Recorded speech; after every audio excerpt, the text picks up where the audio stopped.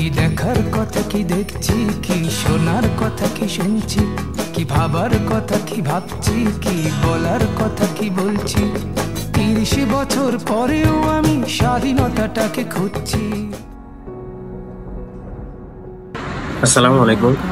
আমি রিসেন্টলি ঘটে যাওয়া একটা বিষয় নিয়ে আলোচনা করতে আসলাম। ঢাকা বিশ্ববিদ্যালয়ে একটা চোর সাব্যস্ত করা ছেলেকে মেরে হত্যা করা হয়েছে, ওই বিষয় নিয়ে। আর এই বিষয় নিয়ে আমি কয়েকটা কথা বলতে আসলাম।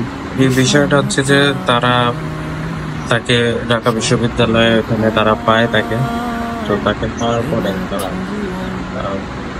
মারধর করে, খাওয়া দাওয়া করে, আবার মারধর করে হত্যা করে।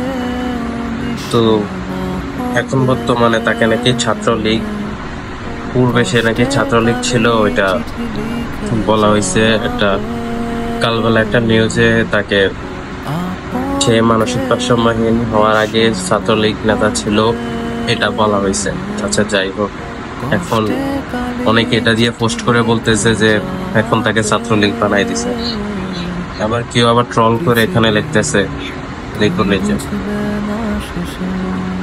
মেবি ছাত্রলীগ, মানে অনেক বিষয় নিয়ে। এই যে মারধর করার ভিডিও আছে, খাওয়ার ভিডিও আছে।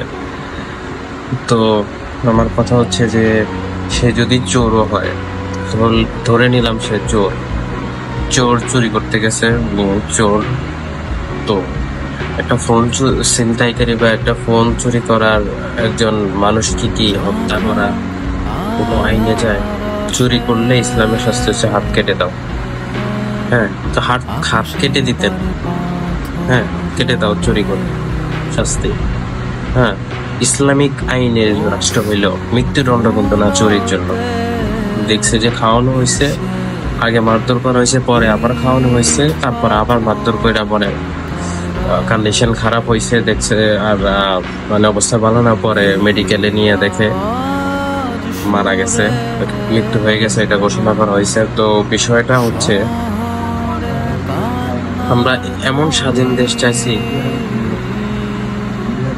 আহা বাংলাদেশ, আপনারা একটু ভেবে দেখবেন যে এখন বাংলাদেশের অবস্থা কই গিয়ে পৌঁছেছে। ছাত্র সমাজ থেকে মানুষ শিক্ষা গ্রহণ করবে, ছাত্র সমাজ থেকে মানুষ নতুন কিছু, ভালো কিছু অর্জন করা শিখবে, আর সেই ছাত্র সমাজই এমন কর্মকাণ্ড করতেছে। তো এই ছাত্র সমাজ থেকে মানুষ কি শিক্ষা অর্জন করবে, কি শিক্ষা গ্রহণ করবে? হ্যাঁ, আপনাদের কাছে প্রশ্ন রেখে গেল। আল্লাহ হাফেজ।